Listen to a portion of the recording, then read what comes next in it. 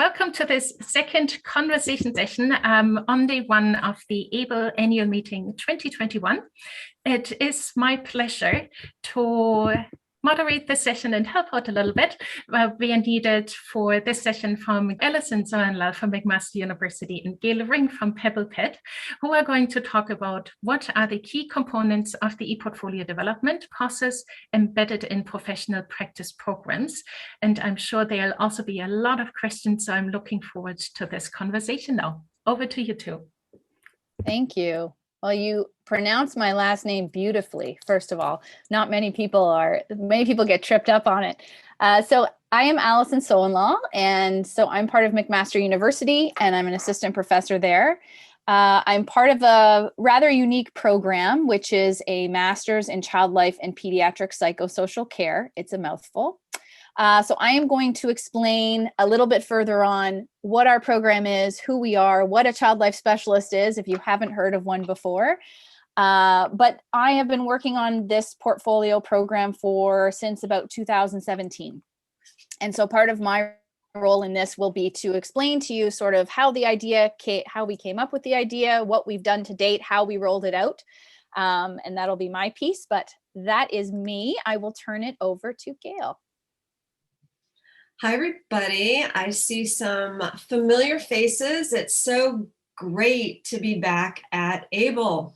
I almost feel like we're together face to face in the same room, but we're not, we're far away. I'm Gail Ring, for those of you that don't know me. I am the Director of Service and Learning Partnerships for PebblePad North America. I've been with PebblePad for roughly 5 years. Time flies, I can't keep it all straight. But before that, I was a professor at Clemson University. I implemented portfolio programs in a few different places. So my heart belongs to learning with ePortfolios and AAEEBL. I was one of the founding members of AAEEBL, so I'm so thrilled to be with this group and to hear what you have to say, because this is going to be a true conversation. All right, so I'm going to share a bit of a PowerPoint. We have a few slides to share. And I forgot to share with you all that my daughter, my 5-year-old, knowing I had a presentation today, told me to tell everyone that based on My Little Pony, the bravest thing to do is to share how you feel. So I am hoping that you all enjoy what Gail and I have put together today. Yeah, this is my first AAEEBL conference, so I'm a little bit nervous, but I'm really excited to share what I've been working on. And Gail and I, that's how I met Gail, is because we've been using PebblePad. So My Little Pony advice. All right, I'm going to share my screen.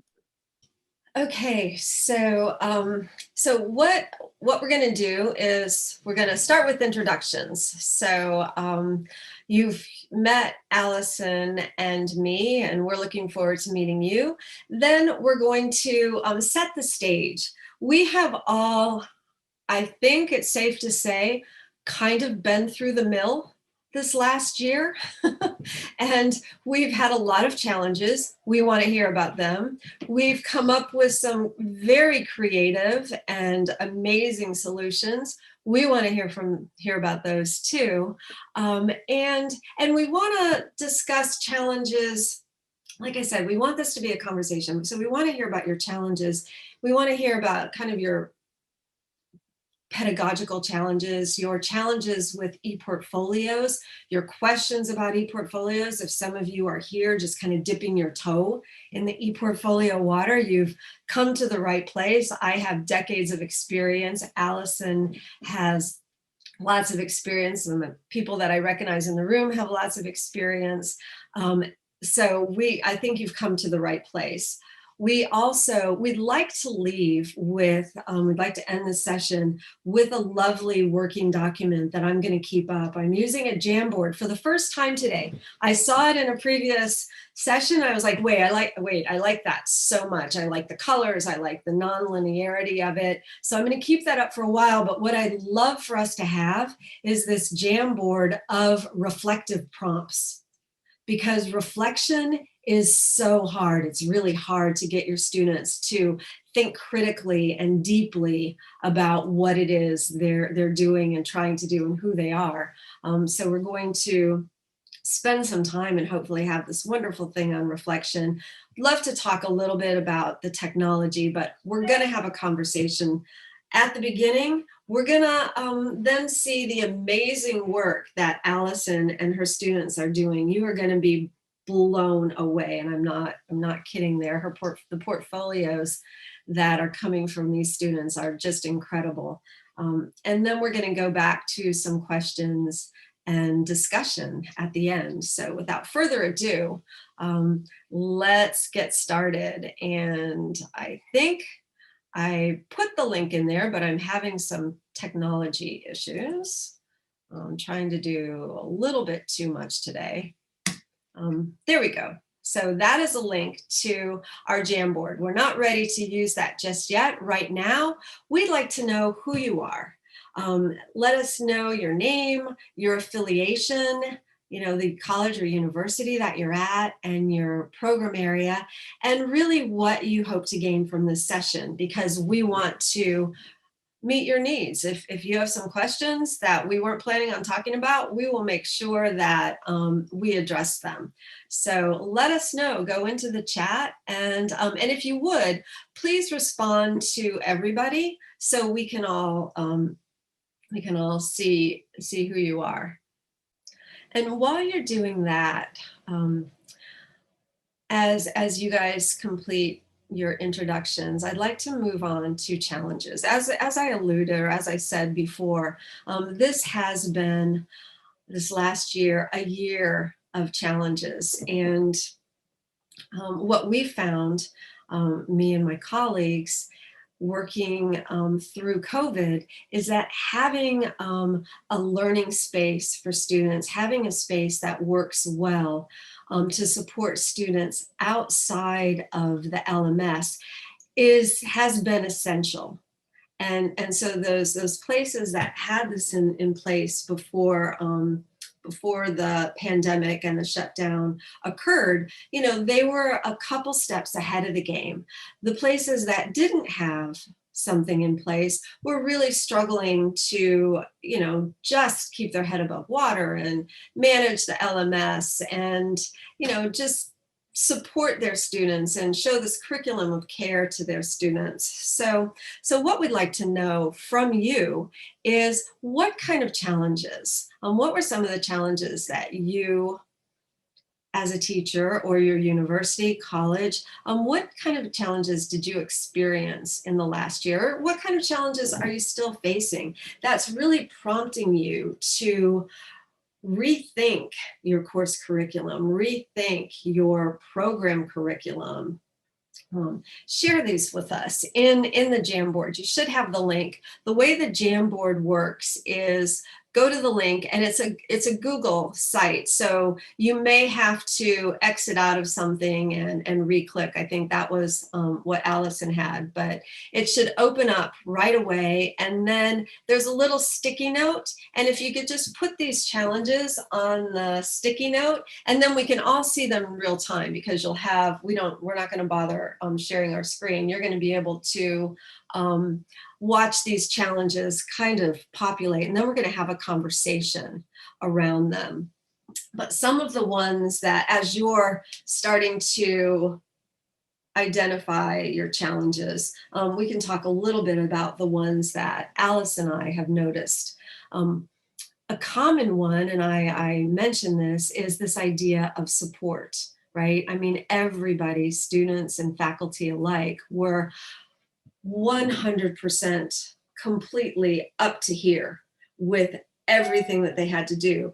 We all had to pivot literally on the pin of a needle to get your course online. And I heard some statistics that, some schools put up, tens of thousands of courses online in a matter of a couple months. So how do you support faculty in this immediate shift? How do you support students with that kind of immediate shift? And you'll notice as you're putting these challenges up, you can move them around so that we can see them. And I'm just gonna, read a couple. I know you can see them. Wanting everything in one place. That one, Allison, I think that was yours. You want to talk a little bit more about that one?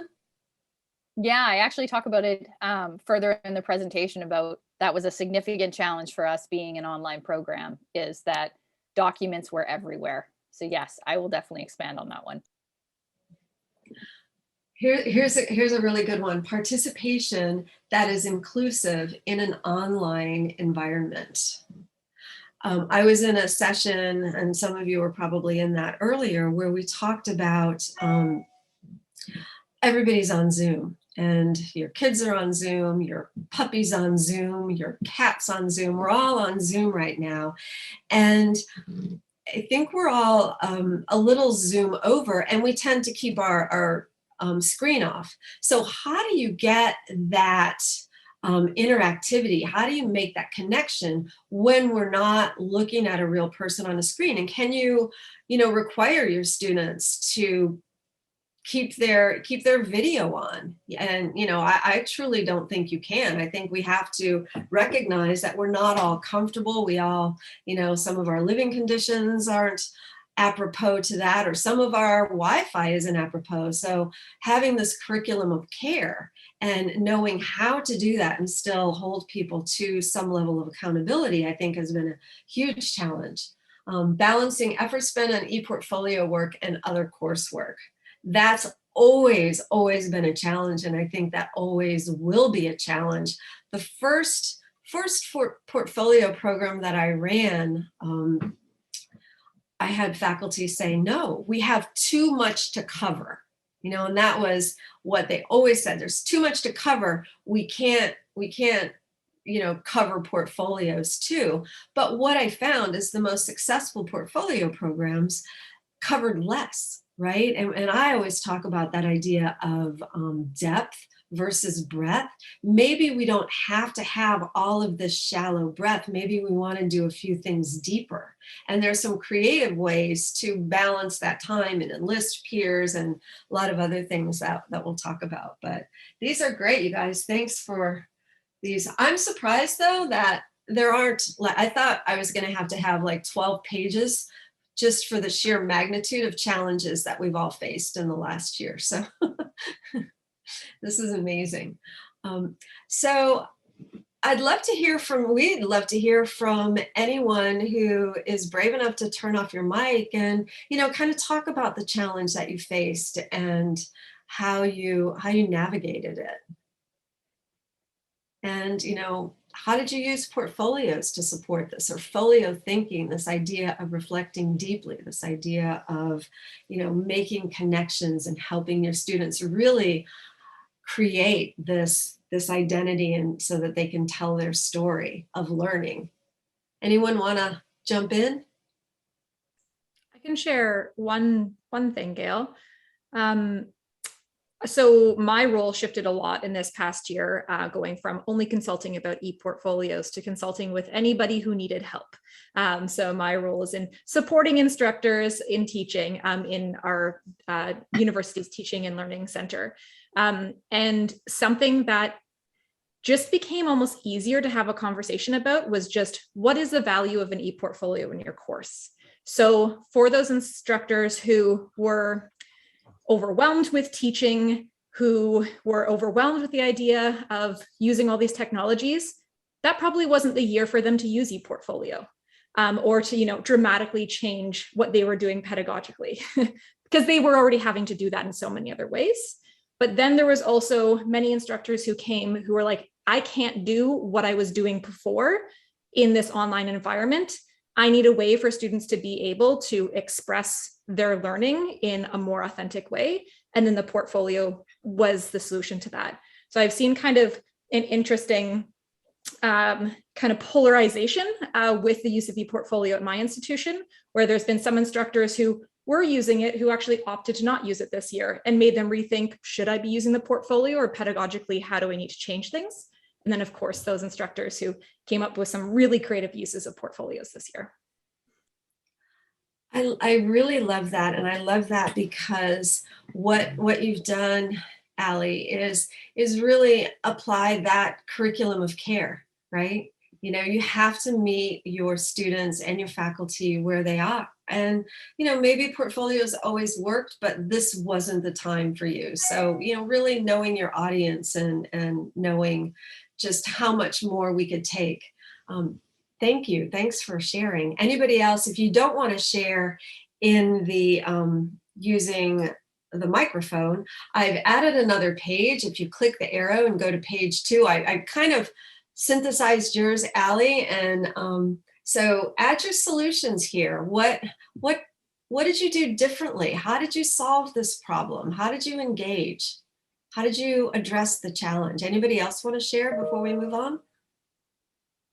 So we had a big challenge of getting our faculty to use the new technology because they've been doing portfolios with this program for many years now, and it's been mostly paper-based.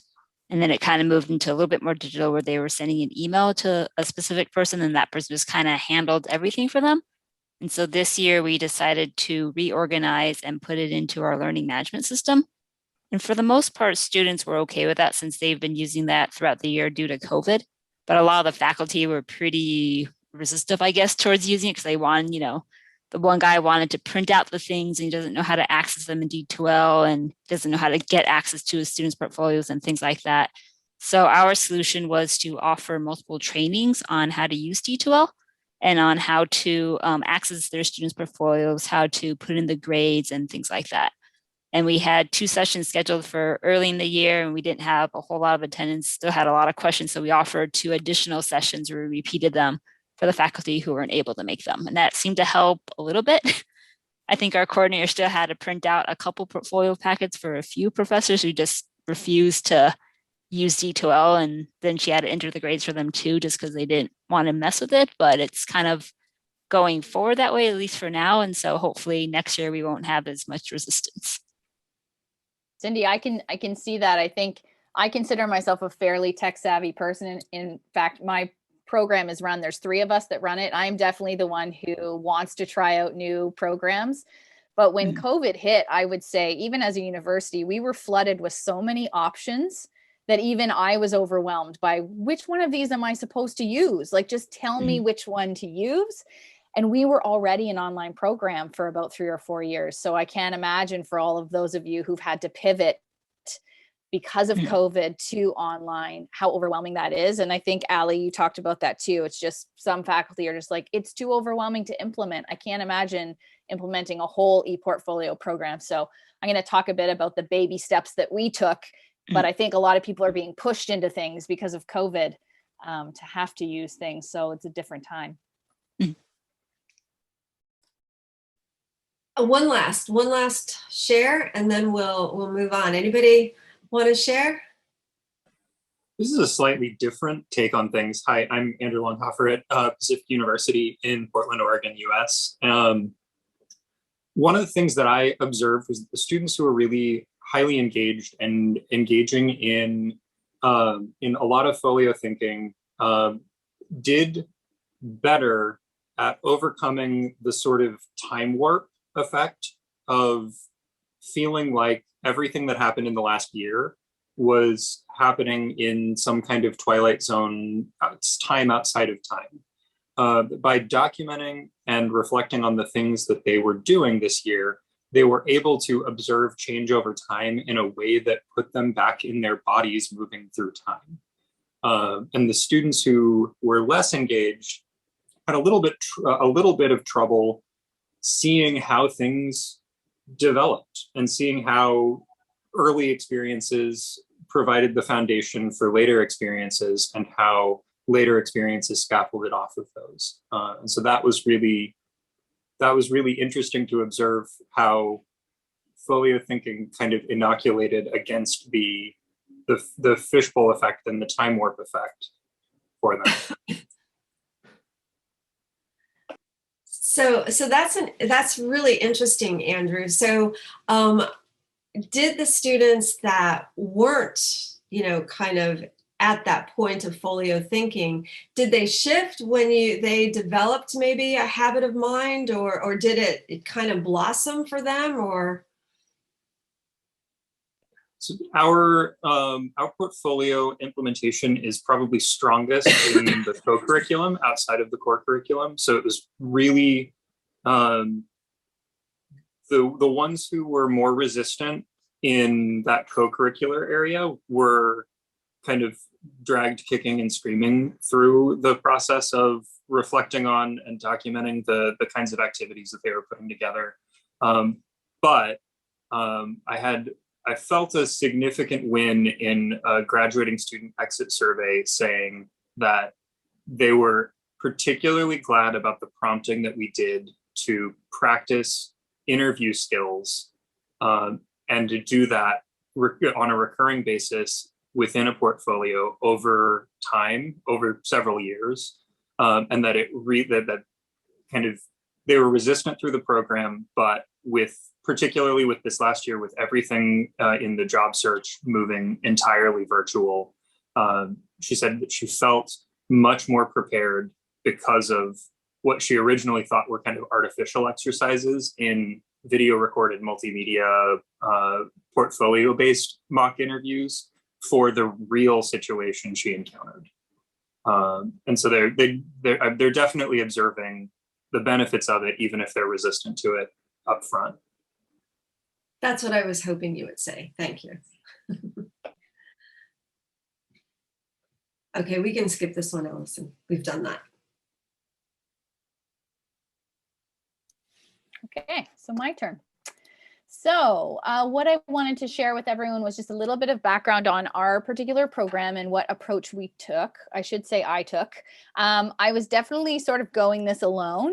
At the time that I thought about introducing a portfolio program or an ePortfolio program, there wasn't really many other people that I knew at McMaster who were doing this, certainly not within the Faculty of Health Sciences. So our program is unique in that it is part of a Department of Pediatrics and also part of the Faculty of Health Sciences. So we're considered an allied health field in terms of our child life program.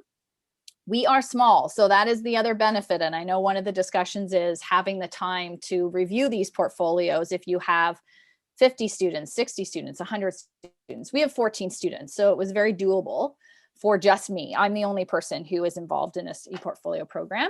We're a 2-year graduate program. And so the first year is primarily coursework. And again, it's online. We shifted in 2016 to be an online graduate program. And then their clinical internships are done in the second year of the graduate program. We are fairly unique in that we're the only child life graduate program in Canada that is within a Department of Peds and Faculty of Health Sciences. There's one other graduate program in BC for child life, but there's not many of us. So we are unique in that sense for sure. So I thought I would cover very briefly what a child life specialist is. I'm not sure how many people know what a child life specialist is or have heard about it. So generally, a child life specialist is someone who is trained to help children and youth and families and siblings, the whole lot, deal with and cope with challenging experiences. So a lot of it is based in healthcare and in hospitals and pediatrics, but you also find child life specialists in the community as well, working at child advocacy centers, maybe working at dental centers to manage and help children through anxiety and coping with dental appointments. You might see child life specialists working in grief centers, in hospices. So that knowledge of child development is the baseline, as well as some psychology in terms of what our training is. And so we have both coursework and clinical internships to become a child life specialist. So that's kind of the brief overline, and that's my clinical experience in the past before I got into academics. So what were our unique challenges? Sort of before we had the portfolio program, I wrote down some that were mentioned already, which we had. Again, we pivoted from a hybrid program to an online graduate program. So in doing so, we had documents everywhere online. So we had documents that were hard copies that the student had. We had Word documents, PDFs, I spent a ton of time with the clinical internship piece, uploading things, grading them, putting track changes in, then downloading them, then re-uploading them for the student to see. It was a ton of time spent with documents in different places. And our LMS, we use a version of D2L, wasn't accessible by our clinical preceptors. So there wasn't a way for us to invite them in. So the students would then have to upload something for me in the LMS and then email something to their preceptor. So we had this documents everywhere. How do I keep track of everything problem? And that's where the idea came that I had to develop an ePortfolio program. We heard about PebblePad, which we had a license to at McMaster. And I thought, okay, this might be our solution to having everything all in one place. So let's see if we can figure this out. We also, when we created our online program, were really, really intent on focusing on that learning process and that student-centered sort of assessment for learning in our program. Our students have to meet competencies to become a child life specialist and to be able to write a certification exam when they graduate. So we really wanted, our program is not just to create a child life specialist, it's to create a person who joins a healthcare team who has this deep learning about what it is that they do, why they love being a child life specialist, what is in it for them, and to consolidate those experiences. So it's not just I take all these individual courses and then I go and do my 2 internships and then I graduate. It's what does it mean to have all that information and how do I put it all together? Again, the competency-based design is huge for us because we have a medical program within our Department of Peds and our Faculty of Health Sciences. So we really look to them for that competency-based medical design. And looking at wanting to do something that's more longitudinal, wanting to have multiple ways to give feedback to the students, both professionalism related and clinical skills and knowledge. And so that was some of our other sort of onus as well. This particular ePortfolio, I know some of you are looking for ideas and some of you already have ePortfolio programs created. So this is one that I found really helpful for me in looking at what I wanted to do with the ePortfolio program. So it really matched sort of on the base here, the baseline of having reflective opportunities, making connections, that lifelong learning that happens, especially in health professions, and ways to communicate. And then how that sort of builds into an integrative learning experience, which is what we want for our professional program students. What technology we use to then have the ePortfolio. Again, ours was PebblePad. And then what assessment techniques we have to build that in. I would say the one piece that I don't see on this framework that I have learned in doing this since 2017 is the importance of having that mentor or faculty presence to help students to consolidate this learning and this integrative learning experience, the constructive feedback you're able to give students on as they develop the ePortfolio in our program over 2 years, and what that looks like and how important it is to get that feedback and to keep the motivation going. One of the pieces you may find interesting is that our portfolio program is not for credit. So to people who say students will not spend the time on this if it's not for credit, there clearly is some internal motivation for this and professional motivation too. I'll show you some of our portfolios in a minute. But our students really use this. I started it as it needs to be a piece because I felt overwhelmed about, I don't know much about ePortfolios. I've never done one. So we started with the clinical education year and the coursework. Again, going back to what was our original challenge, documents everywhere, emailing documents, where do we keep them? Where do we store them? How can everyone have access? So using it for our clinical ed year coursework allowed us to bring the preceptors in and the students and myself all in one space using PebblePad. And they could view all their clinical logs and all of the pieces that are due for them, their goals, their objectives for the internship. The following year, I decided to introduce it, and this is, I think, what's unique about ours, as an internship application and matching process. So instead of just the clinical education coursework, I had them start creating these professional portfolios about who they were, why they chose child life, and integrating pieces that would normally be emailed, a CV, a black and white CV, and a black and white cover letter, into how can we make students unique and how can we make them stand out when this is a competitive process. There's very few internships available, just enough usually for the 14 students that we have across Canada. So 2018, that's how I rolled it out even further. Then it became sort of a little bit bigger.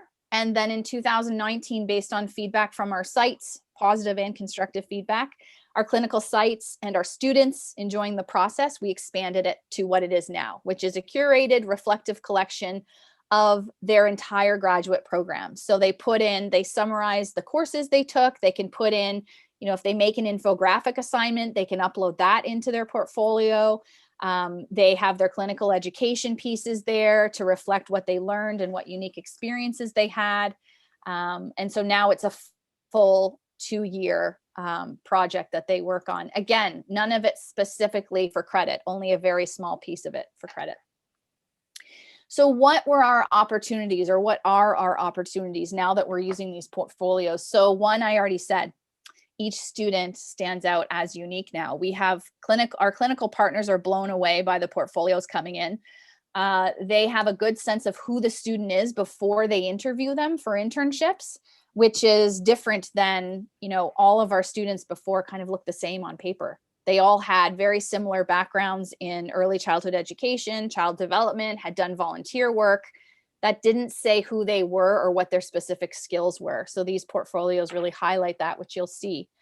And those were the biggest opportunities we've noticed.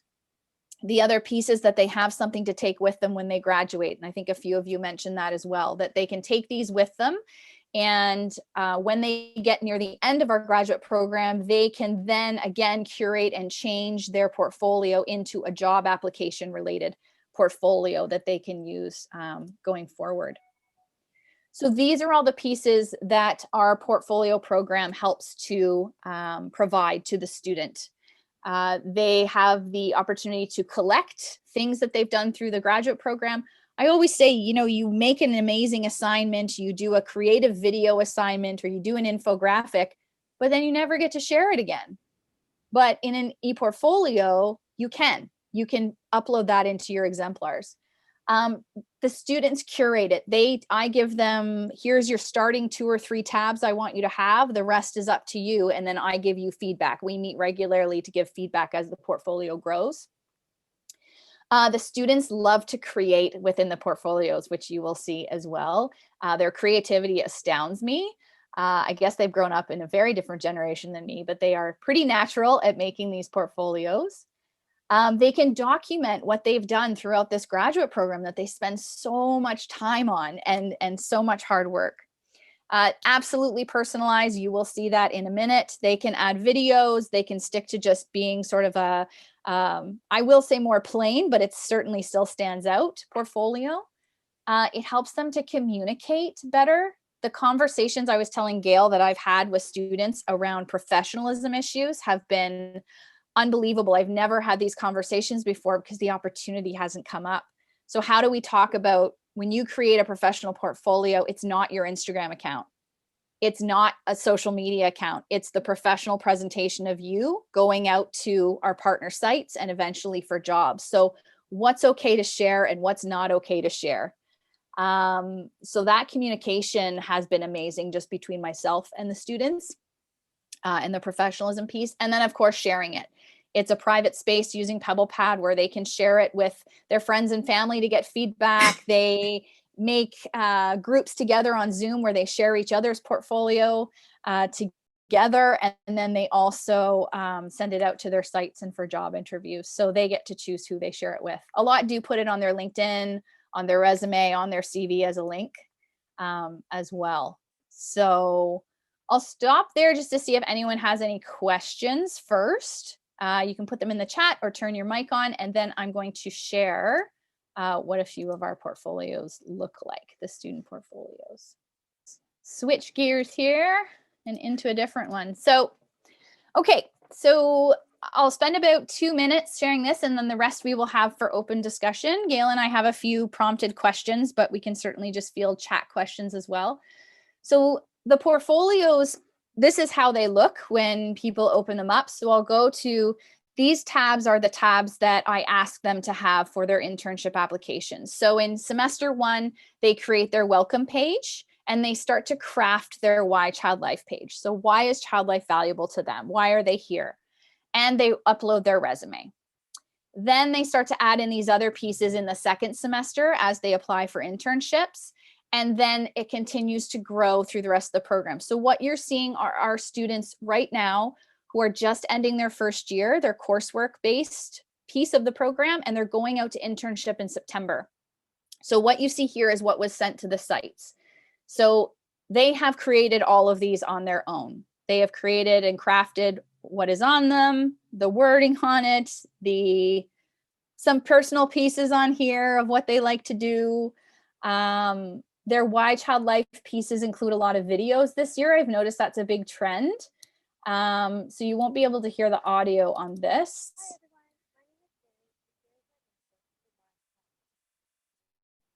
But Sherry is narrating this. I can hear it, you can't. So really creative ways to sort of talk about and narrate these videos.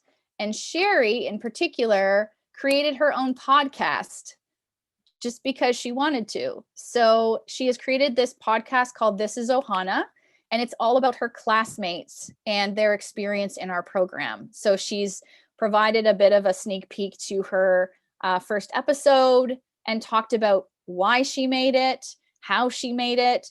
And this went out to the internship sites who were looking to place a student, a child life student. So that is Sherry's. This is Ren's. Hers has a very similar theme throughout of this sort of train metaphor. So she's sort of going through and each one follows. There's a little welcome video for a minute. And each page is very similar in its sort of path.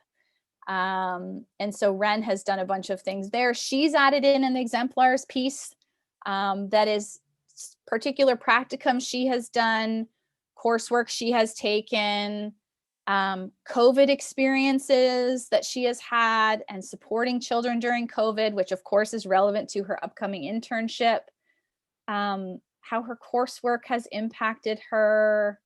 And she's created a blog as well called Get Your Play. She's volunteered at this Get Your Play online and posted some activities. So you can start to see the individuality of these and how they all look very different. This particular student decided to add internship goals in, which she worked really hard on prior to interviewing. So this was a piece she wanted to put in. This is Maria's.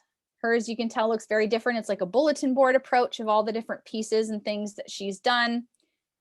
She decided to get into digital art. This is actually the class this year that she drew using this digital art program. And her Why Child Life is also a video. And I'll have to stop and share in order for you to hear it.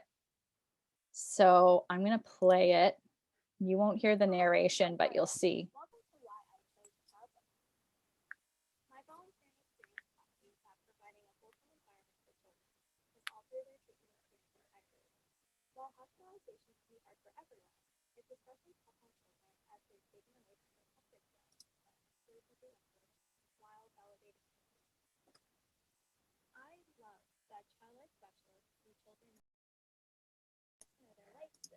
So really creative in terms of the videos that they have made.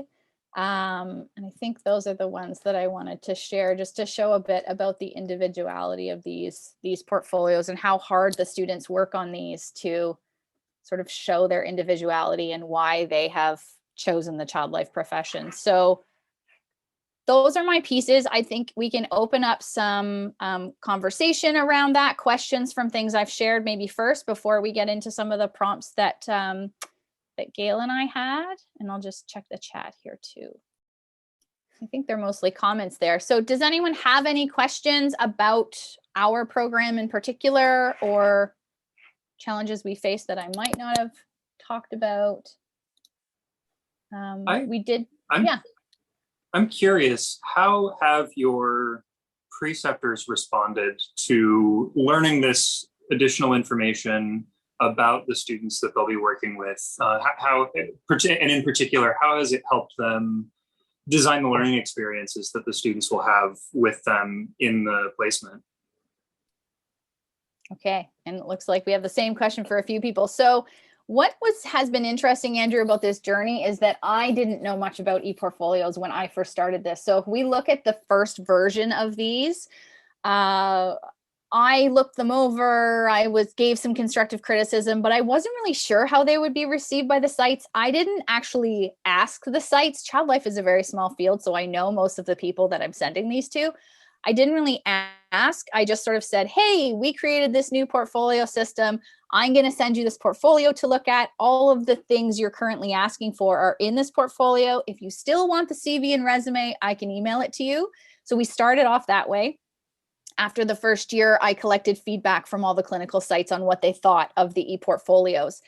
Most of them were really, really in favor. I would say the few people who weren't as appreciative of them were actually talking about, I know too much about this student, because the first version, they shared a lot about, brothers, sisters, here's my family. So we really had to sort of work on that year to year on what does professionalism mean. And it really benefited our program because we built in a lot more discussions around professionalism because of the ePortfolios. So specific sessions and workshops and showing other portfolios and what you do and what you don't want to include. But on the whole, they have improved over the last 3 years. I would say they're much more professional now than they were in our first draft. What's great about them is that we use them at different points. So we use them prior to their interviews. They don't always interview with their clinical preceptor. Sometimes it's a manager from the child life program. Sometimes it's their preceptor. And then they work on them again, and we give them at the beginning of each internship to the clinical preceptor as a link so that they're able to really, okay, I've seen the experience this student has. I see where they're coming from. Now our conversation of introductions and sort of what are you looking to get out of this internship starts at a different place, I think has been the biggest plus for the ePortfolios. Allison, you have a question from Allie. She's wondering how often you look at the portfolios. Do you have regular submission points, or is it more informal? And she also wonders if you have peer review built in. So we don't have peer review built in. The students this year took it upon themselves to create their own peer review process. They're a very close group. So they created a Zoom link and they all got on to get, whoever wanted to join got on, and they each shared their portfolio for 5 minutes in the very beginning stages and got feedback from one another. So they sort of did it on their own.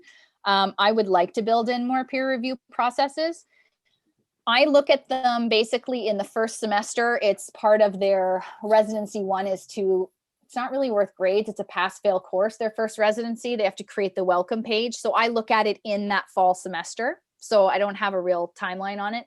Then I meet with each of them individually in the second semester in January on top of the courses I'm teaching.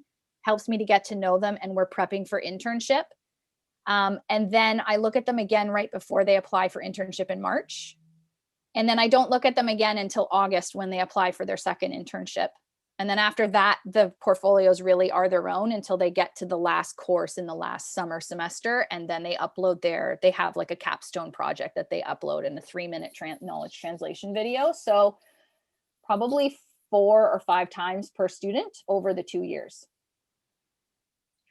And I think the point is well taken about peer review, right? And particularly, I noticed in the chat that, some people, they may not be in professional programs, but the question is, how do you create a portfolio initiative that is sustainable and scalable?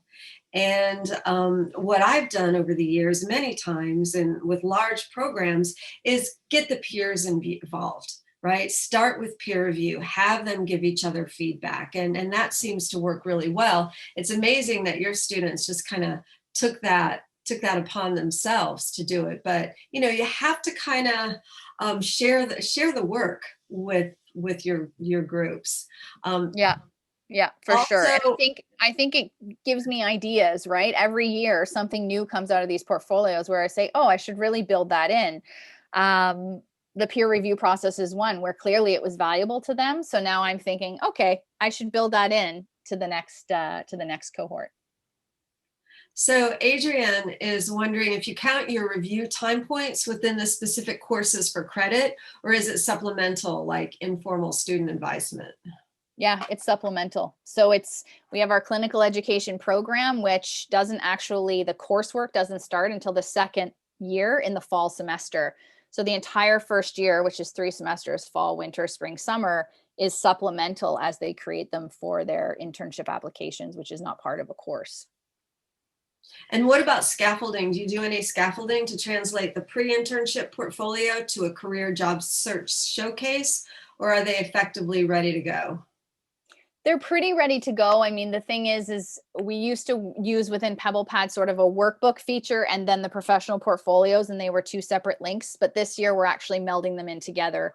So this version of the portfolio, and I guess year 4, is that their portfolio will grow and they will add the tabs for their clinical logs, for their reflections, and the portfolio will be much bigger by the time they are done the program, because we're going to mold those 2 together. So that then is the scaffolding of much more. My goal in the end is, how can I get this to be more competency based?